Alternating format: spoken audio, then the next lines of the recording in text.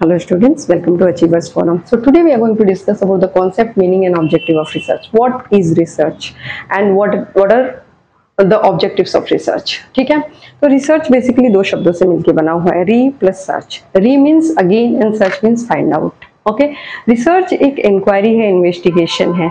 Okay, क्यों करते हैं?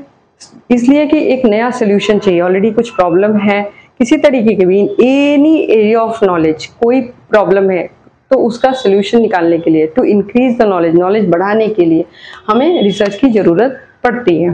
ठीक है, रिसर्च एक साइंटिफिक मेथड से डेटा को ऑब्जर्व करना, उसको क्लासिफाई करना और उसको इंटरप्रेट करने के मेथड को भी कह सकते हैं. ठीक है, बेसिकली हम साइंटिफिकली एक डेटा को कलेक्ट करते हैं, उसको ऑब्जर्व करते हैं, फिर उसको क्लासिफाई किया जाता है एंड देन डेटा को इंटरप्रेट करते हैं और एनालाइज करते हैं, इसलिए कि हम एक पर्टिकुलर सोल्यूशन पर पहुंच पाए.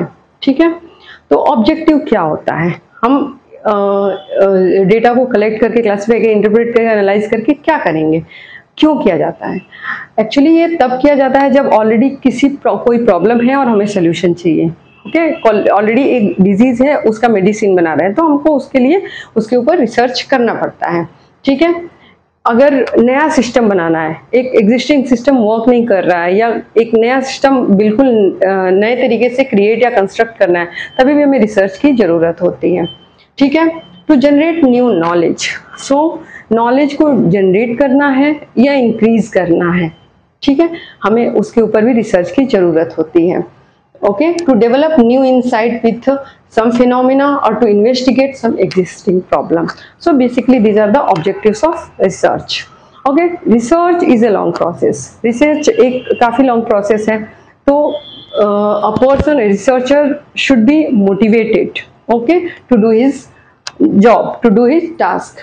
Okay, तो यहाँ पर कुछ पर्सपेक्टिव के बारे में डिस्कस किया जा रहा है, जिसको हम कहते हैं 6 thinking hats. Okay, these are nothing but list for motivating people who undertake research. Okay, so 6 thinking जो हैट है, ये काफ़ी इंपॉर्टेंट टॉपिक है यूजीसी नेट एग्जाम के लिए. ओके, इसमें से क्वेश्चंस आते हैं और आ चुके हैं. ठीक है, तो basically 6 perspective hats different perspective के बारे में डिस्कस करता है रिसर्च के time. It promotes parallel thinking. Remember parallel thinking. Okay, it is given by doctor Edward de Bono. Okay, so we will discuss 6 thinking hats one by one. ये basically 6 approaches हैं. ठीक है, ये basically नाम दिया गया है 6 थिंकिंग हैट, बट ये thinking hat is nothing but approaches. Okay, तो क्या क्या है? पहला है व्हाइट हैट. ओके, आपको ये 6 के नाम बिल्कुल याद होने चाहिए. White hat, red hat, black hat, yellow hat, green hat and blue hat. Okay, अब white hat is related with information. ये व्हाइट हैट बिल्कुल इंफॉर्मेशन, फैक्ट्स, फिगर्स की बात करता है जो अवेलेबल है, proof. Okay, facts, figures, data जो अवेलेबल है. रेड हैट किसकी बात करता है? रेड हैट इमोशन की बात करता है, गट फील की बात करता है, इंट्यूशन की बात करता है, how it makes you feel, कैसा आपको फील होता है, उसके ऊपर रेड हैट बात करता है. Black hat is related to negative aspect. हमारा अप्रोच क्या होता है इसमें? ब्लैक हैट में why it can not be done, why it's not working, why not working, हम यहाँ पर फोकस करते हैं. येलो हैट में क्या होता है? Yellow hat is basically focused on positive aspect, hope, bright. Okay, हम कर सकते हैं, हो जाएगा. ग्रीन इज यहाँ पर ग्रीन जो है एक क्रिएटिव थिंकिंग से रिलेट किया गया है.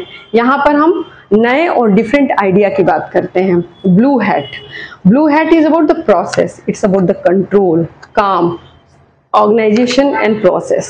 आराम से प्रोसेस को कैसे एग्जीक्यूट किया जाए. तो ये बेसिकली डिफरेंट पर्सपेक्टिव है और ये इट प्रमोट्स पैरेलल थिंकिंग. ठीक है, ये सारे ही जो है पैरेलल थिंकिंग को प्रमोट करते हैं.